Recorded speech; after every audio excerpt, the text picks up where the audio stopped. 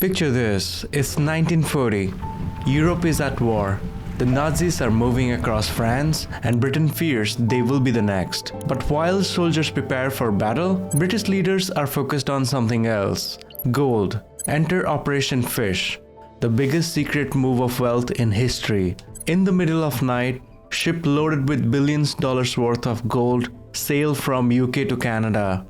And the goal? To keep Britain's gold safe from the Nazis. This wasn't just about treasure, it was survival. When everything else fails, gold holds its value. Here's the thing, this is not something from the past. When the world hits hard time, gold becomes the go-to asset.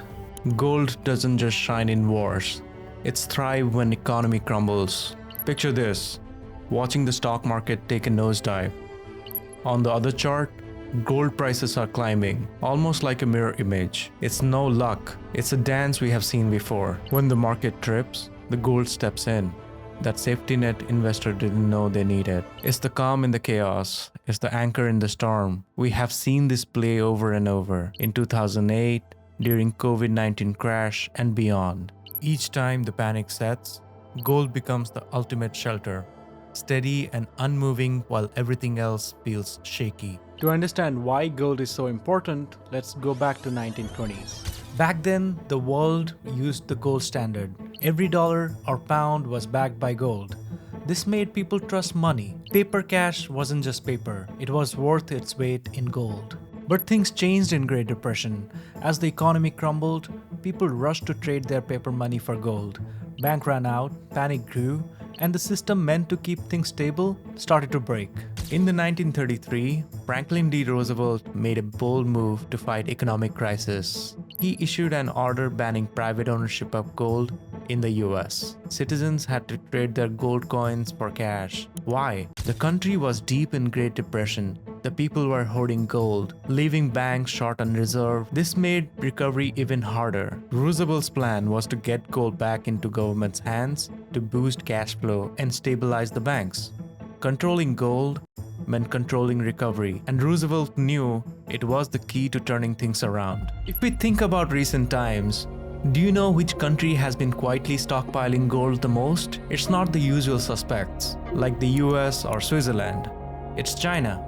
Since 2008 financial crisis, China has been steadily increasing its gold reserves. But here's the twist. Why would one of the most advanced, forward-thinking nations invest in an ancient metal while the rest of the world is obsessed with tech stocks and digital currencies? But what does China see in gold that rest of the world might be overlooking? The answer isn't as simple as you might think.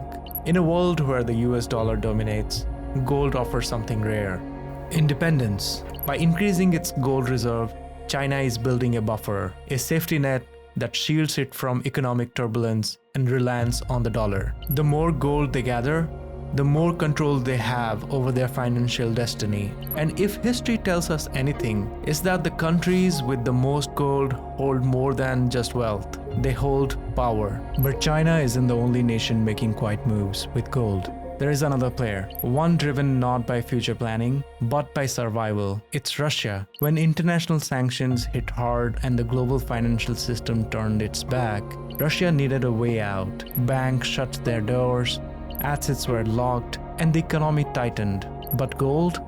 Gold couldn't be touched. For a decade leading up to its full-scale invasion of Ukraine in 2022, Russia had been buying gold at a faster rate than any other country. By then, it had built one of the largest gold reserves in the world, positioning itself to become the top global producer. This wasn't coincidence, it was preparation. When Western sanctions froze nearly $300 billion of Russia's foreign reserves, gold became the only asset left untouched. With over 2,300 tons stored away, Russia leaned on this reserve to keep its economy running, bypass sanctions, and trade with willing partners.